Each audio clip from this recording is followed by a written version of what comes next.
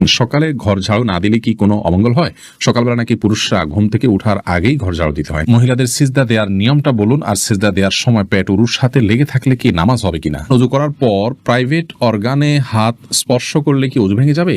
বাথটাবে গোসল করতে প্রয়োজন থেকে অতিরিক্ত পানি খরচ হয়, এটা গোসল করলে কি পানি অপচয়ের গুনাহ হবে? অনেক সময় হাজবেন্ডকে রাগ করে গজব দিয়ে ফেলি, পরে আফসোস লাগে, এতে কি গজব হাজবেন্ডের উপরে পড়বে? তাহাজ্জুদ নামাজ কি ঘর অন্ধকার করে পড়তে হবে? এর কোনো ভিত্তি আছে কি? বাজারে যে বিভিন্ন নামি দামি ব্র্যান্ডের বডি লোশন এবং ক্রিম পাওয়া যায়, সেগুলো কি ওযু গোসল করার পর ব্যবহার করে নামাজ আদায় করা যাবে? মৃত ব্যক্তির জন্য দোয়া করার সুন্নাহ পদ্ধতি কি? আমি একজন দর্জি, মহিলাদের পোশাক তৈরি করি। আমি যদি কোনো মহিলাকে তার ইচ্ছা মতো ডিজাইন জামা বানিয়ে দেই আর সে যদি সেটা পরে বেগানা পুরুষের সামনে যায়, দেখি আমার পাপ হবে? নামাজে দাঁড়ানোর পর নাকি ডান পায়ের বুড়ো আঙ্গুল নাড়ানো যায় না, এটা কি সত্য? যেসব নারীর সন্তান প্রসবের 40 দিনের পরেও রক্ত প্রবাহ বন্ধ না হয়, তারা কিভাবে বাদবন্দি করবেন? আপনি একটা আলোচনা বলেছেন রাগের মাথায় তালাক বললেও তালাক কার্যকর হয়ে যায়, এটা দেখে আমার স্ত্রী আমাকে তালাক দিয়েছে। আপনার কথার কোন হাদিসের আলোকে ব্যাখ্যা চাই। তাসনিম আরা তাশফিয়া জানতে চেয়েছেন, ওযু করে সাবান ধরলে কি ওযু থাকবে? কোনো অসুবিধা নেই, সাবান ধরলে ওযু থাকবে। এমডি আরিফুল ইসলাম জানিয়েছেন, মৃত ব্যক্তির জন্য দোয়া করার সুন্নাহ পদ্ধতি কি? মৃত ব্যক্তির জন্য আল্লাহ তাআলার কাছে সাধারণভাবে দোয়া করবেন, আল্লাহ আপনি তাকে মাফ করুন, ক্ষমা করুন, ইস্তেগফার করবেন, কায়মন ওয়াক্যে আল্লাহর কাছে তার পক্ষ হয়ে সুপারিশ করবেন, ক্ষমা চাইবেন। এছাড়া বিশেষ কোনো পদ্ধতি নেই। একত্র হতে হবে, লোকজন জড়ো করতে হবে, হুজুরদেরকে নিয়ে আসতে হবে, এমন কোনো কথা কোন হাদিসে আমাদেরকে বলা হয়নি। এরপরে প্রশ্ন করেছেন রিমি খান, আপনি জানতে চেয়েছেন বাজারে যে বিভিন্ন নামি দামি ব্র্যান্ডের বডি লোশন এবং ক্রিম পাওয়া যায়, সেগুলো কি ওযু গোসল করার পর ব্যবহার করে নামাজ আদায় করা যাবে? নামাজ হবে কিনা? জি, নামাজ হবে ইনশাআল্লাহ বিইজনিল্লাহ। এমডি সালাউদ্দিন সবুজ জানতে চেয়েছেন, মানুষ মারা গেলে মাইকিং করা জায়েজ আছে কিনা? মানুষ মারা গেলে মাইকিং করা বা আজানের মানে মতো করে ডাকাডাকি করা, এটাকে অনেক ওলামা ইকরাম নিষেধ করেন। তবে জানাজা হবে বা মারা গেছে সংবাদ দেয়াতে কোনো অসুবিধা নেই, যে আজকাল অনেক সহজ মাধ্যমে সংবাদ দেয়া যেতে পারে। উম্মে সালমা রিহা, আপনি ইউটিউব চ্যানেলে প্রশ্ন করেছেন, অনেক সময় হাজবেন্ডকে রাগ করে গজব দিয়ে ফেলি, পরে আফসোস লাগে, এতে কি গজব হাজবেন্ডের উপরে পড়বে?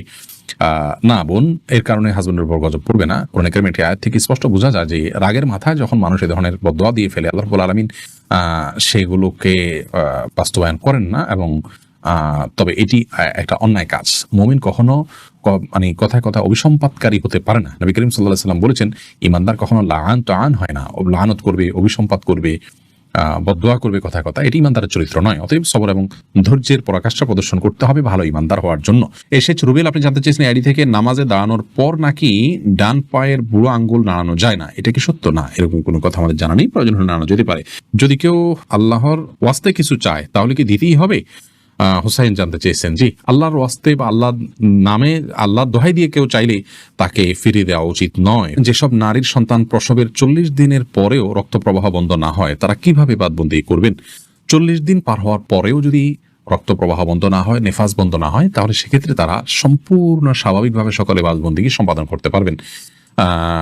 সেখানে কোনো, আজকাল তো অনেক কিছু ব্যবস্থা রয়েছে যাতে করে ব্লাড যেখানে সেখানে না পড়ে, সেই ব্যবস্থাপনা গ্রহণ করার পর তিনি এবাদবন্দি স্বাভাবিক করতে পারবেন। 40 দিনের পরে আর তার ব্লিডিং হলেও তাকে নেফাস আক্রান্ত বা আপনার এটাকে আপনার প্রসব পরবর্তী যে ব্লিডিং বলা হয়ে থাকে, সেটির মধ্যে গণ্য করা হবে না। রিসান ভুঁইয়া, আপনি জানতেছেন গরু ছাগলের বট খাওয়া কি জায়েজ? জি, এটা সম্পূর্ণ জায়েজ, তবে এটা যার যার রুচির ব্যাপার। কারোর যদি ভালো লাগে তিনি খাবেন, কারোর ভালো না লাগলে তিনি খাবেন না, একান্তই তার ব্যাপার। নামাজে আয়াতের অংশ পড়লে হবে কিনা যদি সূরা কাউসারের সমান হয়? জি, অবশ্যই হয়ে যাবে। এটাতে যদি সূরা কাউসারের সমান হয়, ছোট 3 আয়াতও হয়ে যায়, ইনশাআল্লাহ সালাত হয়ে যাবে, অসুবিধা নেই। মোহাম্মদ মিজানুর রহমান জানতে চেয়েছেন, আপনি একটা আলোচনা বলেছেন রাগের মাথায় তালাক বললেও তালাক কার্যকর হয়ে যায়, এটা দেখে আমার স্ত্রী আমাকে তালাক দিয়েছে। আপনার কথার কোন হাদিসের আলোকে ব্যাখ্যা চাই। নবী করিম সাল্লাল্লাহু আলাইহি ওয়াসাল্লাম বলেছেন, সালাতুন জিদ্দুহুন্না জিদ্দুন ওয়া হাজলুহুন্না জিদ্দুন, 3টি কাজ মানুষ সিরিয়াসলি করলে যা হয়, দুষ্টুমি করে করলেও তা হয়, এগুলো ঘটে যায়। তার মধ্যে থেকে একটি হলো তালাক। অতএব তালাকের এই বিষয়টি খুবই সিরিয়াস, এটা স্পর্শকাতর। বিধায় রাগের মাথা তালাক দিলেও তালাক হবে, কিন্তু রাগ যদি কারোর এরকম হয় যে রাগের কারণে কি বলেছেন তিনি নিজেও জানেন না, এত বেশি রাগ হয়ে গেছে, তাহলে সেক্ষেত্রে সেটি তালাক পতিত হবে না। তবে আপনার স্ত্রী আপনাকে তালাক দিয়েছেন, স্ত্রী যদি বলেন এইভাবে যে আমি তোমাকে তালাক দিলাম, এভাবে বললে তালাক হবে না। এবং স্ত্রীর অর্পিত তালাকের যে পাওয়ার আছে সেটা তিনি কখন খাটাতে পারেন, কিভাবে সেটা প্রয়োগ করতে পারেন, এগুলো আলোচনা সাপেক্ষ বিষয়। এই জন্য এই নির্দিষ্ট বিষয়ে কোনো দক্ষ আলিমের সাথে আপনি দেখা করে কোনো দারুল ইফতাতে গিয়ে আপনি আপনার বিষয়টি ফতোয়া নিবেন ইনশাআল্লাহ। আবু সিদ্দিক হানিফ জানতে চেয়েছেন, ঘরে বিড়াল থাকলে নাকি নামাজ হয় না, এটা কি সত্য কথা? না, এটার কোনো ভিত্তি নেই। ঘরে বিড়াল থাকলে নামাজ হবে না, কেন? নামাজ হবে। তানজিনা বেগম জানতেছেন, কোরআন ধরে ওয়াদা করার পর সে ওয়াদা ভঙ্গ করলে কি পরিণতি হতে পারে? কোরআন ধরে ওয়াদা করা এটা ওয়াদা করার পদ্ধতি নয়, ওয়াদা এমনিই হবে। আল্লাহর নামে শপথ করতে চাইলে মুখে বলবেন আল্লাহর নামে আমি শপথ করছি, এটা হলো শপথের সঠিক পদ্ধতি। আব্দুর রহমান জানতে চেয়েছেন, আমি একজন দর্জি, মহিলাদের পোশাক তৈরি করি। আমি যদি কোনো মহিলাকে তার ইচ্ছা মতো ডিজাইন জামা বানিয়ে দেই আর সে যদি সেটা পরে বেগানা পুরুষের সামনে যায়, দেখি আমার পাপ হবে? যদি এমন হয় যে পোশাকটা বানানোই হচ্ছে পাপের কাজের জন্য, আপনি জানেন, তাহলে সেক্ষেত্রে তাকে সহায়তা হবে তার সেটা তৈরি করে দিলে। সেজন্য এটি তৈরি করার ক্ষেত্রে আপনি ডিনাই করা উচিত, এতটুকু এখতিয়ার অধিকার আপনার থাকা উচিত, এবং ইমানি গায়রত যেটাকে বলে, ইমানি আত্মসম্মান বোধ, সেটা আপনার থাকা উচিত।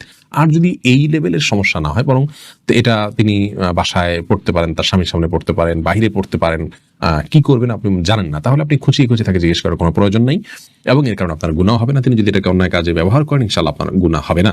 সামিয়া ফেরদৌস জানতে চেয়েছেন, তাহাজ্জুদ নামাজ কি ঘর অন্ধকার করে পড়তে হবে? এর কোনো ভিত্তি আছে কি? তাহাজ্জুদের নামাজ এটা আমরা ঘর অন্ধকার করে লাইট বন্ধ করে পড়তে হবে, এর কোনো ভিত্তি নেই। বরং সেটা আপনার যেভাবে সেভাবে আদায় করতে পারেন। আপনার মনোযোগের জন্য আপনি যদি আলো আধার করে নিতে পারেন, ডিম আলো করে নিতে চান, তো সেটি করতে পারেন, কোনো অসুবিধা নেই। তবে অন্ধকারেই পড়তে হবে এমন কোনো বাধ্যবাধকতা বা নিয়ম নেই। তৌফিকুল ইসলাম জানতে চেয়েছেন, বাথটাবে গোসল করতে প্রয়োজন থেকে অতিরিক্ত পানি খরচ হয়, এটা গোসল করলে কি পানি অপচয়ের গুনাহ হবে? অপচয়ের বিষয়টি আসলে ভ্যারি করে ব্যক্তির বা কোনো সমাজের লাইফস্টাইলের উপরে। আমরা আজকাল গোসলে যে পানিটা ব্যবহার করি, এমনিতে আপনার টেপে যে গোসল করি অথবা শাওয়ারে যে গোসল করি, সেখানে সেটাও কিন্তু নবী রাসূলুল্লাহ সাল্লাল্লাহু আলাইহি ওয়াসাল্লাম বা সাহাবায়ে কেরাম যে গোসলের পানি ব্যবহার করতেন তার তুলনায় বহুগুণ বেশি। সেদিক থেকে তাকালে এটাকে অপচয় বলতে হয়।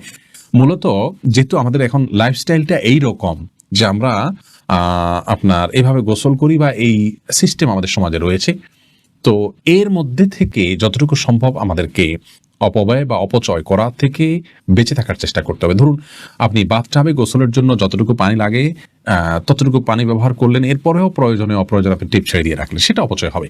কিন্তু যতটুকু আপনার প্রয়োজন হবে ততটুকু ব্যবহার করলে ইনশাআল্লাহ না অপচয়ের গুনাহ হবে না। আর দীপু জানতে চেয়েছেন, ওযু করার পর প্রাইভেট অর্গানে হাত স্পর্শ করলে কি ওযু ভেঙে যাবে? ইমাম আবু হানিফা রাহিমাহুল্লাহর মত অনুযায়ী ওযু ভাঙবে না, এবং এর সপক্ষে অনেকগুলো দলিল এবং যুক্তি আছে, বিভিন্ন স্পষ্ট হাদিস রয়েছে। যদি অনেক ইমামদের মতে যদি কোনো আড়াল ছাড়া স্পর্শ মানে সরাসরি স্পর্শ করেন, তাহলে সেক্ষেত্রে ওযু ভঙ্গ হবে। সোনিয়া আক্তার জানতে চেয়েছেন, মহিলাদের সিজদা দেওয়ার নিয়মটা বলুন, আর সিজদা দেওয়ার সময় পেট উরুর সাথে লেগে থাকলে কি নামাজ হবে কিনা? জি, নামাজ হবে। নামাজ হবে না, নারী পুরুষের সালাত নিয়ে যে মত পার্থক্য আছে, এটাকে আমরা অনেক বড় করে দেখি। বিষয়টা এরকম বড় কিছু না। আপনার এখানে যারাই ইখতিলাফ করে থাকেন, জাস্ট এখানে পদ্ধতির উত্তম অনুত্তমের বিষয়টা, নামাজ হওয়া না হওয়ার কোনো ইখতিলাফ এখানে নেই। লাবণ্য আপনি জানতে চেয়েছেন, সকালে ঘর ঝাড়ু না দিলে কি কোনো অমঙ্গল হয়? সকালবেলা নাকি পুরুষরা ঘুম থেকে উঠার আগেই ঘর ঝাড়ু দিতে হয়। না বোন, এটা বানোয়াট কথা। হয়তো পুরুষ শাসিত সমাজে নারীদেরকে আপনার কোণঠাসা করে রাখার জন্য বা তাদেরকে কাজে লাগানোর জন্য কেউ তৈরি করেছে, এগুলোর সাথে ইসলামের কোনো সম্পর্ক